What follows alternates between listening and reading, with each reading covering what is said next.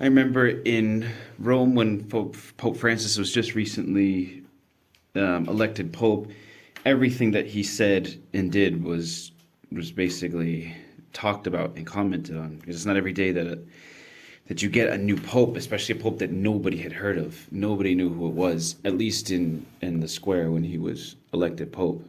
People were kind of like confused. Jorge Bergoglio, no one really had ever heard of him. No one, like the people that were in around me and like myself speaking as well in the square when he was elected. But one of the things I think I remember kind of that hit me was he attacked the press, and he used a Greek word which I don't remember now, but the Greek word was basically calling the press, like in journalists, crap eaters, because he said that they would basically base their career on looking for crap, things that would make a good story and would be very juicy, would sell a lot of, whether it be papers or get a lot of likes. It were usually things that were kind of disgraceful, whether it be somebody falling into an embarrassing sin or whatnot. You guys all know what you can get on a lot of these from these journalists. So crap eaters, yeah, you can apply them to the journalists as Pope Francis did, and you can apply it also to the father of all of this, who's Satan. Satan loves when we consume crap and we basically live off of crap. What really is base and is not fitting for our nature. And you have the scene of Genesis today, because today we're celebrating the Immaculate Conception, the one that got away. Father Henry would always give the example of every single soul that came into being. It's almost like Satan had a brand, and he would brand the soul. And so the soul would come into this world with this brand of original sin, because we share in the humanity of Adam and Eve.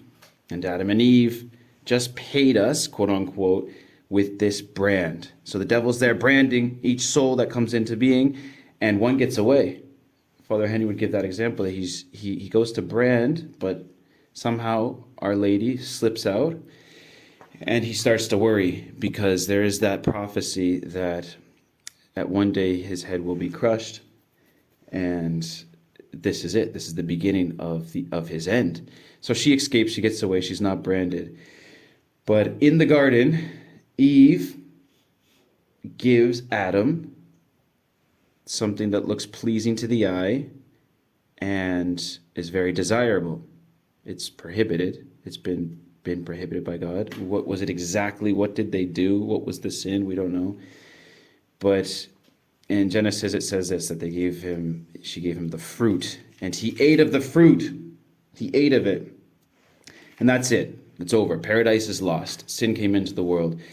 And when God's going through with the right chastisements, he says to the devil, you will crawl on your belly and you will eat dirt.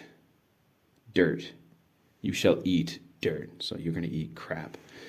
And you're going to eat what's base. So it's no wonder that sin, that he wants us to participate with him. He wants us to participate in his misery. He's so miserable. And every time we take a bite out of temptation and sin, we're eating crap. We are eating what he eats, and that's what he wants us to do. I remember watching the documentary. It's a docudrama, and I recommend people who have not seen it to see it. It's called The Sound of Freedom. It's also the tip of the iceberg. It's a lot worse than the movie shows. It's a lot worse. The nature of child trafficking. And the very beginning of the movie, it's real camera footage of little children being kidnapped. And they're being swooped away on motorcycles, or they're being pulled. Literally, there's one kid that gets pulled right out away from his mom in a supermarket, and they run away with the little kid. And for all of you who know little kids, and like when you see a 6 or 7 year old girl who's just so beautiful, so pure, it's It's so nice just to be in their presence, these little innocent, beautiful kids. And then you imagine that something so small and innocent, like 7 and 8 years old, is right now in some kind of weird, dark room. She doesn't even know where it is or what continent she's on. She's been put into a trailer and she's been shipped off on a boat, and now she's in some strange place where wealthy men are taking advantage of them, and they're being raped. There's a reality going on right now where 8-year-old girls and boys are being raped by full-grown adults. And that is the tip of the iceberg, because it actually does get worse than that. It doesn't stop there in that act. So that's absolute. Is crap, is that the word? Can you put the word crap on that? No, it's way worse. It's way worse. So the mystery of the Immaculate Conception, we're celebrating what's most pure, most beautiful in the face of what's most vile and dirty and wrong. So I gave the example of child trafficking. It's just to put us in the eyes of God the Father, because if that's what we feel like when we see like a little girl and we know that that's happening, he goes through the same thing with all of us, because every single soul for him is something that's very dear and precious, and it's something that he wants. We read this morning, because we're continuing to read this book, which is just it's just going through what happened when the Americas were found. And Hernan Cortez, when he was asked, he was asked by one of the kind of priestly figures there of this Indian community, why are the Spanish here? That was his question. And he says, first of all, we're here to release prisoners. We're here to comfort those who are being afflicted. We're here to break tyrannies. And then there's a last thing there as well. But when he said release prisoners, we just read that like they would come into these little villages and they would find these strange cages, and there would be people in the cages that were like their existence was to be fattened and then to be eaten. And so they experienced that. Like people were getting fattened in these cages to be eaten. These are all symbols, child trafficking, cannibalism. They're extremes. That's true. They're extremes, but they are this reality of what it means to eat what the devil eats and to experience this misery. That is misery. And how does God see that? So you see our Blessed Mother, she could say the same thing as Hernan Cortez. She frees these captives. She breaks these bonds. She comforts these afflicted. She destroys tyrannies when she steps on the devil's head. And that's what we experience. And the beautiful thing is you can go from eating crap, living in a life of mortal sin, to experience eating the fruit of her womb. So she's the new Eve.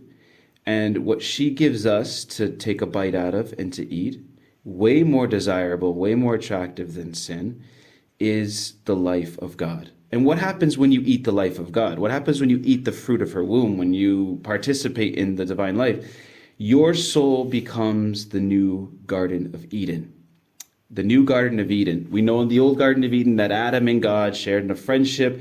God would speak to him as a friend and they would walk around. You now have in your soul literally the new garden of Eden, where the new Eve, our Blessed Mother, feeds us with the new Adam, the fruit of her womb, and we no longer eat what the devil eats. Misery is gone. It's the new creation. So that is the biggest cause of our joy. It's over. It's broken. The prophecies have been fulfilled. We now have paradise in our hearts. So anybody listening, we want to break these bonds. This disgusting tyranny of the devil needs to be no more, and we need to be these instruments of Our Lady, because she needs little copies of her, little copies of her Son, to go around and to bring this message of hope and of joy that the reign of tyranny and sin is over, and we now can be nourished with God himself in the Eucharist. Amen.